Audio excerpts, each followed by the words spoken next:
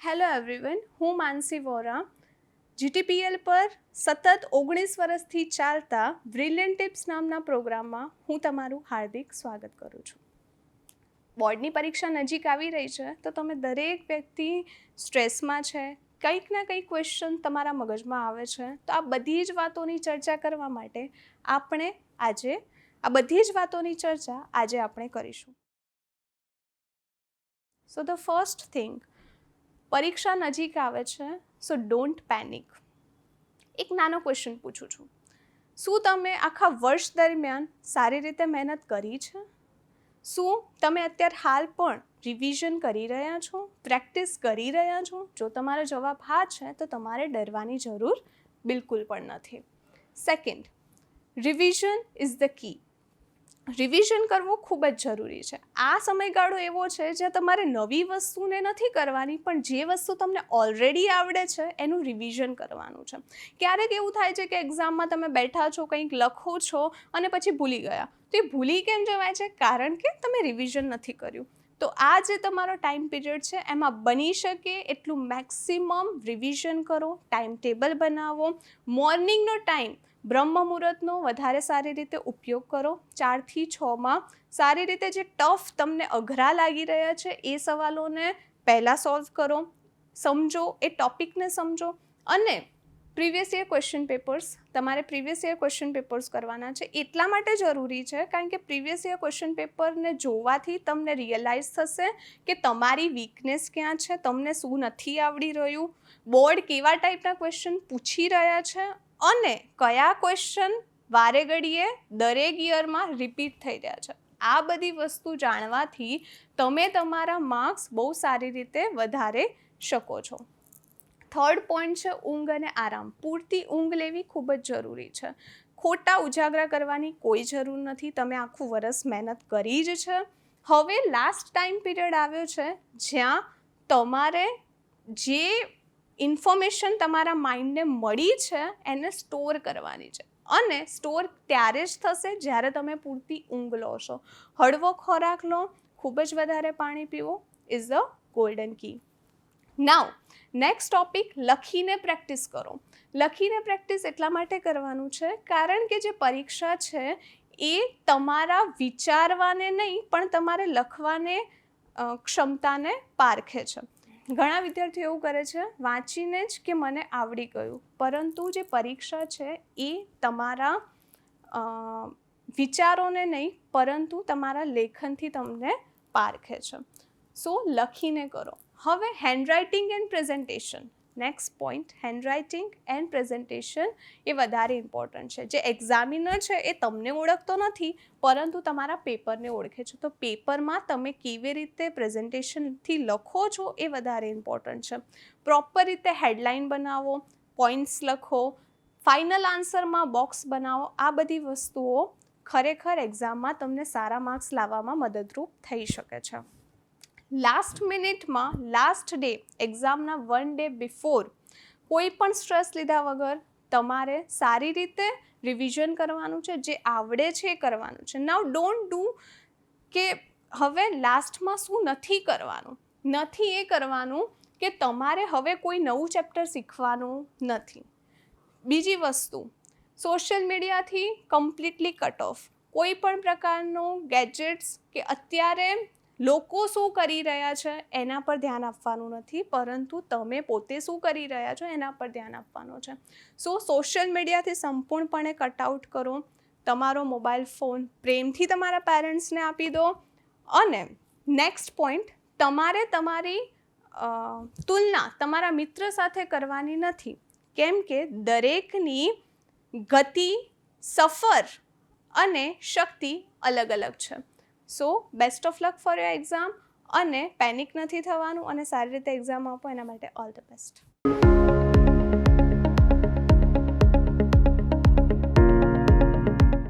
જીટીપીએલના સતત 19 વર્ષથી ચાલતા બ્રિલિયન્ટ ટિપ્સના આ પ્રોગ્રામમાં હું મહેન્દ્ર પરમાર, ડીએમઆઈટી એક્સપર્ટ્સ, આપ સૌ વાલીગણ અને વિદ્યાર્થી મિત્રોનું સ્વાગત કરું છું.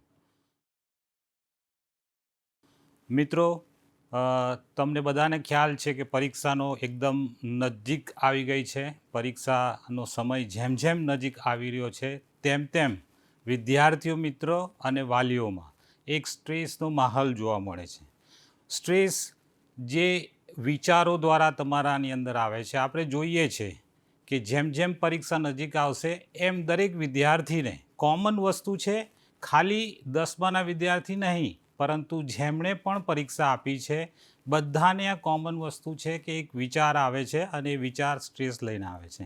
જેવા કે પરીક્ષામાં કેવું પરફોર્મન્સ થશે, જેવું કે પરીક્ષામાં મને આવડશે કે નહીં આવડે, પરીક્ષામાં યાદ આવશે કે નહીં આવે, પરીક્ષામાં જે પેપર આવશે એ હું વાંચું છું એ જ આવશે કે બીજું આવશે. તો આવા ઘણા બધા વિચારો જે છે તમને ડિસ્ટ્રેક્શન કરે છે કે જેમ કે એક એક્ઝામ્પલ તરીકે લઈએ કે કોમ્પ્યુટર મોબાઈલ્સની અંદર આપણે જોઈએ છે કે જે માલવેર છે અથવા જે કંઈ ડિસ્ટ્રેક્શન કરતા એવા પ્રોગ્રામ્સ છે કે એ પ્રોગ્રામ્સના દ્વારા મોબાઈલ્સની સ્પીડ આપણી ઘટી જતી હોય છે. તો વિદ્યાર્થી મિત્રો, તમે આખું વર્ષ જે મહેનત કરી છે એ મહેનતનું પરફોર્મન્સ એ ઘટાડી શકે છે તમારા વિચારો. તો મિત્રો, આજે આ પ્લેટફોર્મના માધ્યમથી હું તમને જે જાણકારી આપવા માગું છું અથવા બતાવવા માગું છું કે વિચારોને જો તમે કંટ્રોલ કરશો, એટલે કે વિચારોને જો તમે બાયપાસ કરશો, આવા બધા જે વિચારો જે છે એને જો બાયપાસ કરશો તો 110% તમારું પરફોર્મન્સ જે છે એ સુધરશે. જેમ કે હોશિયાર સ્ટુડન્ટ છે એને હંમેશા એક માનસિક રીતે એક એવો ડર હોય છે કે મારું પરફોર્મન્સ અથવા કોમ્પિટિશન્સ અથવા ખરાબ પરફોર્મન્સ તો નહીં થાય, એનો હંમેશા એને ડર રહેતો હોય છે. તો આવો કોઈ પણ પ્રકારનો વિચાર આવે તો એને બાયપાસ કરવો જોઈએ, એને સતત એ વિષયમાં વિચારવું નહીં જોઈએ. પણ આવા વિચારોને રોકવા માટે આપણે જાણીએ છીએ કે વિચારો એ નેચરલી આવે છે, આપણે કરતા નથી. કેમ કે એક વિચારોનો પ્રવાહ છે, એ આવશે જ. પણ એ વિચારોને રોકવા માટે આપણે જો રેગ્યુલર સવારે, બપોરે અથવા સાંજે 5 મિનિટ્સના જો આપણે મેડિટેશન સેશન્સ કરીએ, એટલે કે સિમ્પલી આપણે એક ધ્યાનમાં બેસીને આપણું જે કંઈ વાંચ્યું છે એ બહુ સરસ વાંચ્યું છે, મને યાદ રહે છે, અને જો વિઝ્યુલાઇઝેશન આપણે કરીએ કે હું પરીક્ષામાં બેઠો છું અને આ પરીક્ષામાં હું જે લખું છું એ બધું જ મને યાદ આવે છે, મેં જે વાંચ્યું છે એવું જ પેપર છે, તો તમારો કોન્ફિડન્સ લેવલ અથવા તમારું કન્સન્ટ્રેશન લેવલ જે ઇન્ક્રીઝ થશે, એટલે કે વધશે. તો આપણે આવી બધી મેન્ટલ એક્સરસાઇઝ પણ સાથે સાથે કરવી જોઈએ. જેમ કે આ પરીક્ષાઓ જે હોય છે એ ફક્ત બૌદ્ધિક કસોટી નથી હોતી, પરંતુ એની સાથે સાથે આપણી મેન્ટલ એટલે કે માનસિક પરીક્ષાનું પણ એક આ માધ્યમ છે. દરેક જીવનના પળમાં જે આપણને ડિસિઝન લઈશું એનું આ એક શરૂઆત છે કે જે પરીક્ષાના માધ્યમથી આપણે જાણી શકીએ છીએ કે આપણે સ્ટ્રેસને કેવી રીતે હેન્ડલ કરીએ છીએ. જો તમે તમારા સ્ટ્રેસને હેન્ડલ કરતા શીખશો તો જીવનમાં સફળ થશો. તો વિદ્યાર્થી મિત્રો, આ શરૂઆત છે અને આ શરૂઆતમાં સૌથી ઇમ્પોર્ટન્સ જે લોકો 10માના બાળકો છે એમના માટે આ પ્રથમ પરીક્ષા છે કે જે બોર્ડની પરીક્ષા એમના માટે કહેવાય છે. એટલે એમના માટે એક નવું છે. જે વિદ્યાર્થી મિત્રોએ બહુ જ સારી મહેનત કરી છે એમને પરીક્ષાનો જે એક પરફોર્મન્સનો, માર્ક્સનો, ક્યાંક કોમ્પિટિશનનો જે ડર છે એ ડર રાખવાની જરૂર નથી. તમારા વિચારો જે આજુબાજુથી ઘણા બધા લોકો તમને જે વાતો કરે છે, નવા પેપર સ્ટાઇલ અથવા નવા એડિશન્સ, તમને પેપર કરવાના જે બી માહિતી આપે છે, નો ડાઉટ એ આપણે કરવું જોઈએ. કેમ કે મહેનતનો કોઈ શોર્ટકટ નથી.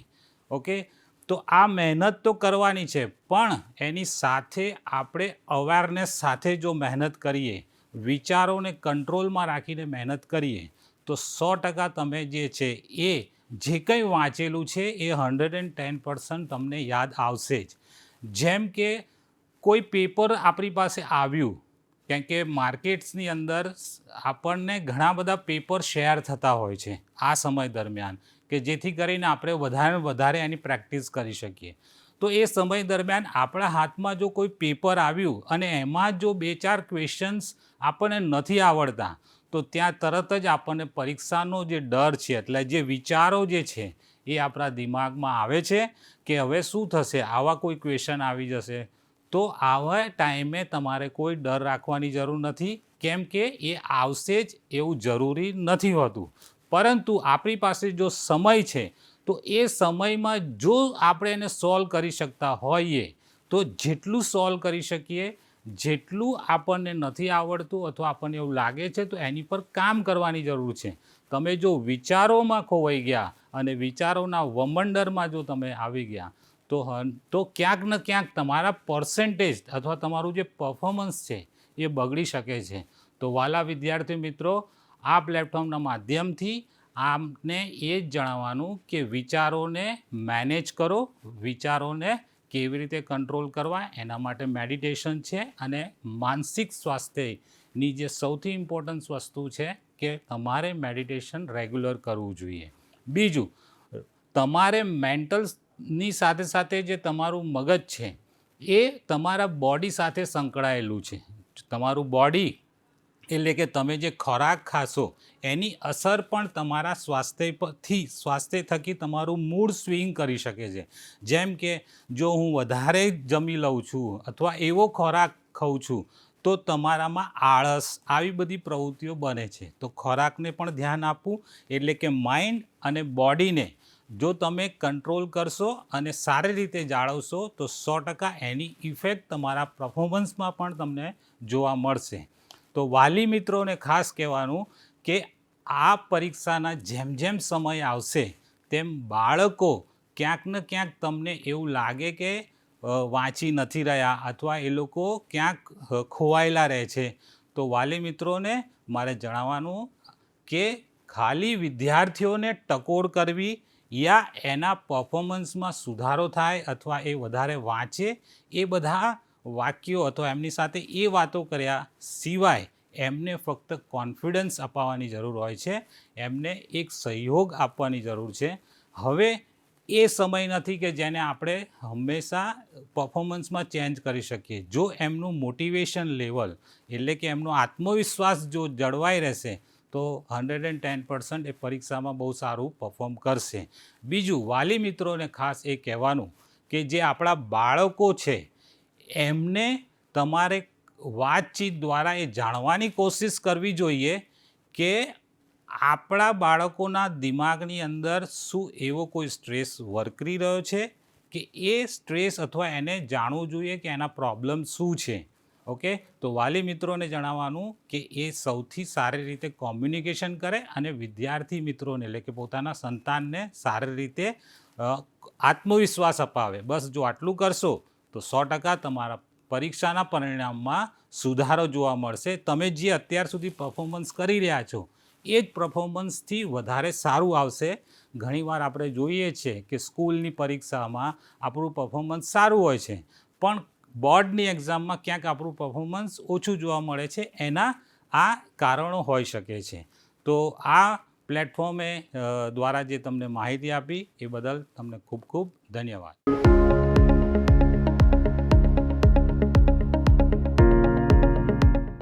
નમસ્કાર મિત્રો, હું સંજય ગાંધાર, વિષય નિષ્ણાત કમ્પ્યુટર. આપ સબક આજ રોજ આવનારી બોર્ડની પરીક્ષાઓની તૈયારીઓ કેવી રીતે કરવી એના વિશે GTPL ચેનલ પર આવતા સતત 19 વર્ષથી ચાલતા બ્રિલિયન્ટ ટિપ્સ નામના પ્રોગ્રામમાં આપ સમક્ષ હાજર થયો છું. આશા છે કે આપ સૌ મજામાં હશો. તો શરૂઆત કરીએ આજના પ્રોગ્રામની. આવનારી તારીખ 26ના રોજ ધોરણ 10 અને ધોરણ 12ની વાર્ષિક પરીક્ષાઓ આવી રહી છે. આપ સૌએ સરસ મજાની તૈયારીઓ ચાલુ કરી જ દીધી હશે. આપ સૌ જાણો છો એ પ્રમાણે આ વખતની પરીક્ષાઓ થોડી વધારે રજાઓ સાથે લાંબી છે, પણ એક રીતે આપણા માટે ફાયદાકારક પણ છે, કેમ કે દરેક વિષયની તૈયારી કરવા માટે આપણને સરસ મજાનો સમય પણ મળી જશે. હવે વાત કરીએ આપણે કમ્પ્યુટર વિષયની, તો ધોરણ 10 અને ધોરણ 12માં જે કમ્પ્યુટર વિષય આપવામાં આવ્યો છે સરકાર તરફથી, તેમાં ધોરણ 10ની પરીક્ષાઓ જે છે એ શાળા કક્ષાએ લેવાય છે અને ધોરણ 12ની પરીક્ષાઓ જે છે એ બોર્ડ કક્ષાએ લેવાય છે. આપ સૌ જાણો છો એ પ્રમાણે આજના જમાનામાં કમ્પ્યુટર વિષય કેટલો અગત્યનો છે. કમ્પ્યુટર વિષય આવનારી પેઢીઓ માટે એક સરસ મજાનો વિષય એ રીતે બનશે કે આજના જમાનામાં આપણે સૌ જોઈ રહ્યા છે કે એઆઈની ટેકનોલોજી આવી ગઈ છે. હવે એઆઈ ટેકનોલોજી શીખવા માટે આપણે સૌએ આગળ આવવું પડશે. પણ સૌથી પ્રશ્ન મહત્ત્વનો એ છે કે આપણે શું એના માટે તૈયાર છીએ? સૌપ્રથમ આપણે એ ખાસ ધ્યાન રાખવું પડશે બાળકો કે ધોરણ 10 અને 12માં એક વિષય તરીકે આપણે કમ્પ્યુટર પસંદ કરેલો હોવો જરૂરી છે. જો આપ સૌને ખ્યાલ હોય તો ગુજરાતની મોટાભાગની પરીક્ષાઓ જે સરકારી શાળાઓ સરકારી હોદ્દાઓ માટે લેવામાં આવે છે તેમાં કમ્પ્યુટર વિષય ફરજિયાત હોય છે. તો ધોરણ 10 કે 12માં જો આપણે કમ્પ્યુટર વિષય પસંદ કર્યો હોય તો આપણને સરકારી પરીક્ષા આપવામાં સરળતા રહે છે. આ સિવાય CCCનું સર્ટિફિકેટ પણ આવે છે જે પણ આપણને સરકારી નોકરીઓ મેળવવામાં મદદ કરી શકે છે. હવે વાત કરીએ આપણે કમ્પ્યુટર વિષયની તો ગયા વર્ષના સિલેબસની સાથે આ વર્ષનો જે સિલેબસ છે એમાં થોડો ફેરફાર છે. આ વર્ષે સરકાર દ્વારા અમુક વિષયો કમ્પ્યુટર વિષયની અંદર અમુક ચેપ્ટરોની બાદબાકી કરી દેવામાં આવી છે. તો એ ખાસ ધ્યાન રાખજો કે જ્યારે પણ આપ પ્રેક્ટિસ પેપર લખતા હો તો પાછલા વર્ષના પેપરો જે બોર્ડના વિદ્યાર્થીઓ લખતા હોય છે પ્રેક્ટિસ માટે તો એમાં પ્રકરણ 10, પ્રકરણ 11, પ્રકરણ 12 જે કાઢી નાખવામાં આવે છે, રદ કરી નાખવામાં આવે છે. તો એ ખાસ ધ્યાન રાખજો જેથી કરીને આપણે લાસ્ટ યરના પાછલા કેટલા પણ વર્ષના બોર્ડના પેપરની પ્રેક્ટિસ કરતા હોઈએ તો એમાં એ પેપરોની અંદર આ પ્રકરણના MCQs આપવામાં આવેલા હશે. પણ આ વખતે એ પ્રકરણો તમારે તૈયાર કરવાની બિલકુલ જરૂર નથી. હવે વાત કરીએ આપણે થોડી ડિગ્રીઓની. તો ધોરણ 10 અને 12માં કમ્પ્યુટર વિષય જ્યારે આપણે રાખતા હોઈએ છીએ તો એ વિષયનું મહત્ત્વ આપણને આવનારા વર્ષોમાં જ્યારે આપણે ડિગ્રી લઈએ છીએ 12મા ધોરણ પછી, દાખલા તરીકે BCA, MCA, MSCIT, computer science, computer engineering, આ બધા વિષયો એટલે આ બધી ડિગ્રીઓ જ્યારે આપણે લઈએ છીએ ત્યારે ધોરણ 10 અને 12નું જે આપણું પાયાનું કમ્પ્યુટરનું જ્ઞાન હોય છે એ આપણને બહુ જ ફાયદાકારક રહે છે. આપ સૌ મિત્રો જાણતા જ હશો કે ધોરણ 10માં C લેંગ્વેજ, કેલ્સી સોફ્ટવેર અને ખાસ HTML, CSS, જાવાસ્ક્રિપ્ટ જેવા સબ્જેક્ટો એટલે કે લેંગ્વેજો લેવામાં આવ્યા છે. અને ધોરણ 12માં એની સાથે જ એનું અપગ્રેડેડ વર્ઝન એટલે HTML થોડુંક એડવાન્સ આવી જાય છે, CSS આવે છે, સાથે સાથે જાવાસ્ક્રિપ્ટ અને જાવા જે આજના જમાનામાં સૌથી અગત્યની લેંગ્વેજોમાં કે દુનિયાની ટોપ 10 લેંગ્વેજીસમાં બીજા નંબર ઉપર છે તે આપણને ધોરણ 12માં ભણાવવામાં આવે છે. તો આપણે ચોક્કસથી કમ્પ્યુટરને એક વિષય તરીકે પસંદ કરવો જ જોઈએ. સાથે સાથે ધોરણ 12 કોમર્સના વિદ્યાર્થીઓ ખાસ ધ્યાન રાખે કે એમને 7 વિષયના માર્ક્સ પેપરમાં જ્યારે પણ એ લોકો એક્ઝામ આપે છે અને જ્યારે રિઝલ્ટ આવે છે તો એડમિશનમાં એ ટકાવારીમાં ગણાય છે. તો કમ્પ્યુટર વિષયને સહેજ પણ આપણે લાઇટલી કે હળવાશથી લેવો નહીં જોઈએ. હવે વાત ચાલે છે બોર્ડની પરીક્ષાઓ દરમિયાનની. તો બોર્ડની પરીક્ષા દરમિયાન આપણે શું કરવું જોઈએ, શું ન કરવું જોઈએ એ પણ અગત્યની બાબત છે. આપણને ઘણા બધા લોકો, આપણા સગા સંબંધીઓ, આપણા મિત્રો ઘણી બધી સલાહ સૂચન આપતા આપણે જોયા જ છે. તો મારા તરફથી પણ અમુક તમને સલાહ હું આપીશ. પહેલી સલાહ કે આપણે નેગેટિવ વિચારો બિલકુલ બંધ કરી દેવા જોઈએ. મને પરીક્ષામાં આવડશે કે નહીં, મને પરીક્ષા સારી જશે કે નહીં, પેપર સારું જશે કે નહીં, આવા નેગેટિવ વિચારોની ચર્ચા અને વિચારણા બિલકુલ દૂર રાખવી. આ સિવાય છેલ્લી ઘડીનું રિવિઝન ક્યારેય નહીં કરવું. આપણે વર્ષની શરૂઆતથી જો પ્રોપર તૈયારીઓ કરી જ હોય તો લાસ્ટ મોમેન્ટ પર માત્ર આપણે એને ગોથરું જ કરવાનું રહેતું હોય છે. જ્યારે કે ઘણા વિદ્યાર્થીઓને અમે જોઈએ છે કે છેલ્લી મોમેન્ટ ઉપર આ પાર્ટ રહી ગયો, આ પ્રકરણ મારે કરવાનું રહી ગયું, એની ચિંતા એમને કોરી ખાતી હોય છે. ત્રીજી અગત્યની બાબત જે આપણે નથી કરવાની, આપણે ઓછી ઊંઘ નથી લેવાની. આપણે સરસ મજાની 8 થી 9 કલાકની ઊંઘ લેવી એ જરૂરી છે. તો આ બધી બાબતોને ખાસ ધ્યાન રાખવાની. સાથે સાથે અમુક વિદ્યાર્થીઓને અમે જોઈએ છે કે જે દિવસે કોઈ પેપર હોય એ દિવસે પરીક્ષા કેન્દ્ર ઉપર જતી વખતે તેઓ બુકની અંદર માથું રાખતા હોય છે. પરીક્ષા કેન્દ્ર પર પહોંચતા એ લોકો એવું સમજતા હોય છે કે આટલો પાઠ રહી ગયો છે, હું આ વાંચી લઉં, આ મને આવડી જશે, કદાચ આ પૂછાઈ જશે. પણ જો પહેલેથી જ આપણે આ વસ્તુનું ધ્યાન રાખ્યું હોય તો આપણને આ તકલીફ પડવી ન જોઈએ. હવે સાથે સાથે આપણે કરવાનું છે શું એ પણ ધ્યાન રાખીએ. સરસ મજાની 8 થી 9 કલાકની ઊંઘ લેવી, પાણી વ્યવસ્થિત પીવું, પૌષ્ટિક આહાર ખાવો, બને ત્યાં સુધી કોઈ પણ પ્રકારનું વ્હીકલ, 2 વ્હીલર, ખાસ તો 2 વ્હીલર આપણે લઈને બહાર ન નીકળવું. કેમ કે પરીક્ષાના દિવસો છે, ટ્રાફિક સતત વધતો રહ્યો છે, એમાં આપણને કંઈ પણ તકલીફ પડી શકે. તો ખાસ ધ્યાન રાખજો મિત્રો કે આપણે વ્હીકલને ટાળવું. આપણે જીવનમાં જો આગળ વધવું હોય તો આપણો ગોલ અને ટાર્ગેટ બંને ફિક્સ હોવા જોઈએ. પણ હું એક વસ્તુ અહીંયા તમને ખાસ કહીશ મિત્રો કે ગોલ અને ટાર્ગેટમાં શું તફાવત છે. ઘણા બધા લોકો પોતાના જીવનમાં ગોલ રાખતા હોય છે પણ ટાર્ગેટ સુધી નથી પહોંચતા. પણ જેમણે ટાર્ગેટ ફિક્સ કર્યો હોય છે એમના ગોલ હંમેશા સક્સેસ જાય છે. તો ધ્યાન રાખજો કે ટાર્ગેટ નક્કી કરવો એ બહુ અગત્યની વસ્તુ છે. કીચડમાં પગ પડે તો નળ પાસે જવાય, પણ નળ જોઈને કીચડમાં પગ ન મુકાય. એટલે કે આપણે ગોલ નક્કી કરીએ એ વસ્તુ અલગ છે અને ટાર્ગેટ નક્કી કરીએ એ વસ્તુ અલગ છે. જીવનમાં આપણે જે પણ ધારીએ એ આપણે કરી જ શકીએ છીએ. આપણને આપણી જાતમાં કોન્ફિડન્સ હોવો જરૂરી છે. જો આપણી જાતમાં કોન્ફિડન્સ હોય તો કંઈ પણ થઈ શકે છે. એના અમુક ઉદાહરણો તમને આપું. જેમ કે ગાંધીજી, જેમણે માત્ર શરીર પર પહેરવા ખાતર એક નાની પોતળી પહેરેલી, પણ આજે આપણા દેશના ચલણમાં એમનો ફોટો છે. સ્ટીફન હોકિંગ્સ આખું જીવન વ્હીલચેર ઉપર બેઠા, પણ તેમ છતાં બ્રહ્માંડના રહસ્યો એ ઉકેલી શક્યા. એક વ્યક્તિ જે પોતાના ગેરેજમાંથી ઓનલાઈન બુકો વેચતો હતો, આજે એ અમેઝોન જેવી વેબસાઇટ ઉપર દુનિયાભરની બધી જ વસ્તુ વેચી રહ્યો છે. તો જ્યારે પણ તમે નક્કી કરો કે મારે આ વસ્તુ કરવું છે તો એ ડેફિનેટલી સક્સેસ જશે ને જશે. તો મારી આપ સૌને સલાહ છે કે મહેનત સરસ મજાની કરો. કમ્પ્યુટર વિષયને એટલું જ મહત્ત્વ આપો જેટલા બીજા અગત્યના સબ્જેક્ટને પણ આપણે આપીએ છીએ, જેથી આપણી સરસ મજાની કારકિર્દી થાય. આવનારા એઆઈના જમાનામાં આપણે એઆઈથી સુસજ્જ થવાનું છે. એઆઈ આપણી નોકરી કદાચ નહીં ખાય જો આપણને એઆઈ આવડતું હશે તો. તો ધ્યાન રાખજો મિત્રો, કમ્પ્યુટર વિષય ખૂબ જ અગત્યનો છે, પાયાનો વિષય છે. તો આમાં પણ એટલી જ મહેનત કરવાની છે આપણે જેટલી બીજા સબ્જેક્ટમાં આપણે મહેનત કરીએ છીએ. તો હવે આ સાથે મને એવું લાગે છે કે મેં તમને કમ્પ્યુટર વિષય વિશે અને સફળતા કેવી રીતે મેળવી એની સરસ મજાની ટિપ્સ આપી હશે. આશા છે કે આપની આવનારી પરીક્ષાઓ આપણે સફળતા સાથે પાર કરીશું અને અમારા તરફથી આપ સૌને સરસ મજાની શુભેચ્છાઓ અને અનંત આશીર્વાદ. નમસ્કાર.